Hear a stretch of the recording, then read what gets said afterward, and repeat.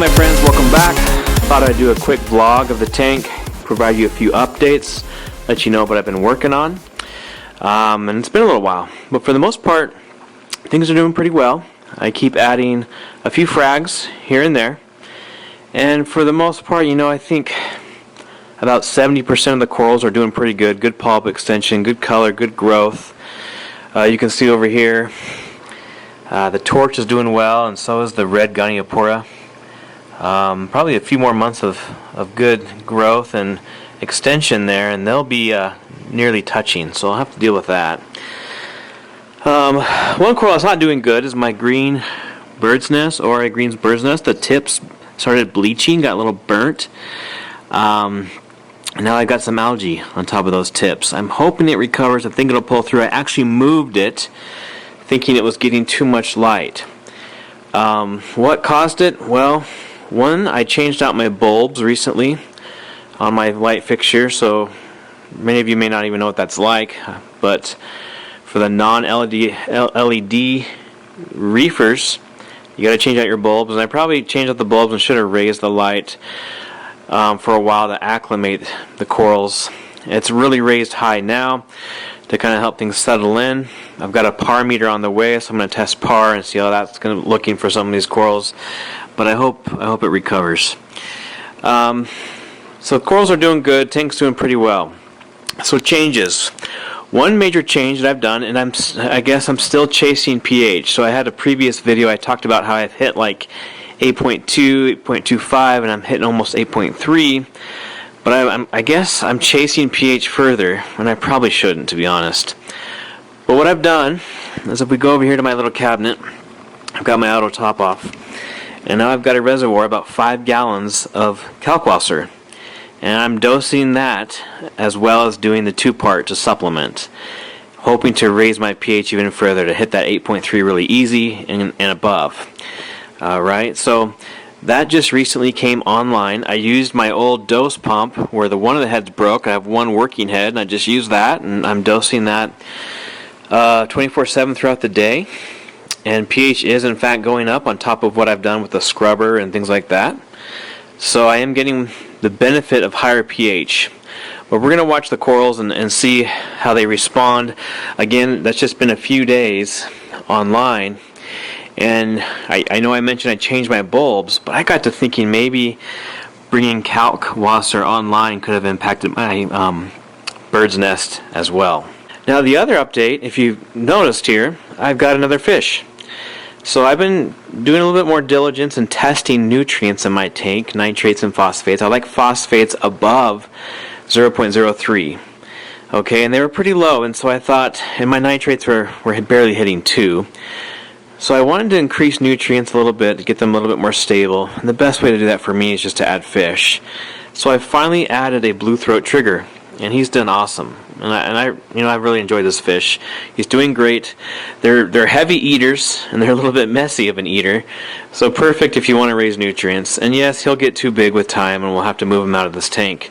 But for now, he's doing well, and I think all the fish are in harmony. So I think I'm going to stop with fish stocking at the moment.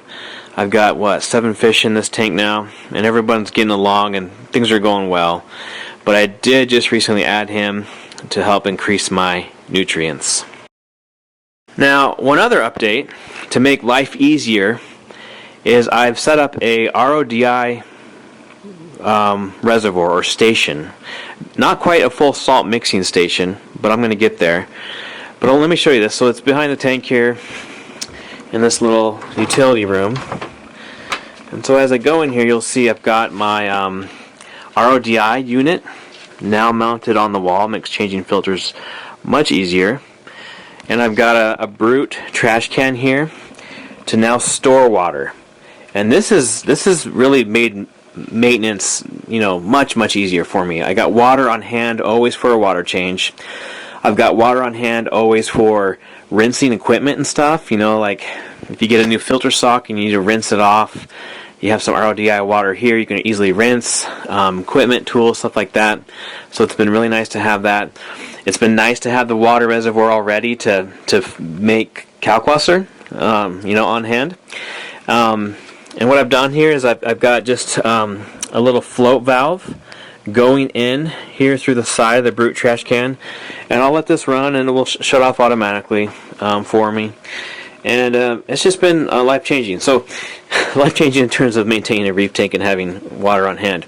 So below here I've got a little valve, if you will, and then you know, I used a uniseal, and it seems to be holding, so not a bulkhead, but since the trash can, this brute is kind of rounded, I went with the uniseal. I did get a bulkhead too, but it seems to be holding at the moment, and I got a couple backups in case it goes bad with time. But I can just, you know, turn this valve like so, fill up my water for a water change, fill up water for rinsing of equipment and stuff like that, whatever it may be, fill up my Kalkwasser reservoir, auto top up, etc. So the idea is to expand this and have a nice saltwater mixing station next to it eventually. But I will say, if you're in the hobby and you don't have a reservoir to hold a large amount of RODI water, consider it. You know, it makes it a lot easier to keep maintenance at a minimum. And then over here, you know, I just have a few shelves and some stuff going on, and you can see I've got a little saltwater mixing right now, just a small 5-gallon bucket. I'll just do a small water change here tonight. So that's how things are going in terms of the tank. You know, I'm slowly making progress to make maintenance easier, and that's what this was all about. Previously, actually, the RODI unit was plumbed into the bathroom behind this wall, and so I just ran a T, okay, from that cold water line here, and then I can turn the water on and off, and I'm out of the bathroom. Wife's happier. The only reason I got to go in the bathroom now is to clean the skimmer cup, but other than that, I can isolate myself and all this junk and maintenance in this little utility space. So one other thing I picked up that's actually pretty cool is these cool, they're Orphec flashlights, and this is actually, I don't know if it can pick it up on camera too well. It's a royal blue LED flashlight, and so, you know, I'm pretty jealous of you LED guys. I've ran LEDs before, but for that extreme pop, you know, that nighttime viewing with that extreme pop for pictures, this is enough to get me those shots. So it's actually kind of fun. But eventually I may throw in a Reef Bright or something to give me that pop. But for now, I've just been experimenting with these flashlights, and they're really great from Orphec. I picked them up on Amazon. And this other one is just a bright white light, which is really nice for viewing corals at night, looking for pests, things of that nature, seeing how things are going. So flashlights are always great to observe your tank at night. So in terms of updates, guys and gals, I think that's it. You know, a couple of corals that are giving me some trouble. I've got this red Monty cap. Well, it's actually a starburst Monty cap. It's kind of not looking too great. There's no necrosis or death yet, but it's just not looking too hot when everything else is. And I'm always conflicted whether I be proactive and try stuff when one coral's not looking good, but the rest are. And usually when that's happening, I just kind of let things ride. Anyway, that's the tank. Next up, I got a PAR meter on its way. We're going to take PAR measurements of this tank, see how much light these corals are actually getting. The light fixture now is about 13 inches above the tank, so it's pretty high. But after I changed bulbs and saw that bird's nest just kind of burn, I got a little nervous. So I put it really high, but I want a PAR meter to help give me a little bit more informed decision ability to see, you know, where are we at? You know, are we hitting 200s, 250, 300s, 400? What PAR levels are we hitting? And we'll go from there. So next video, I'll be sure to report on PAR for my corals and give you any further updates. Appreciate the support.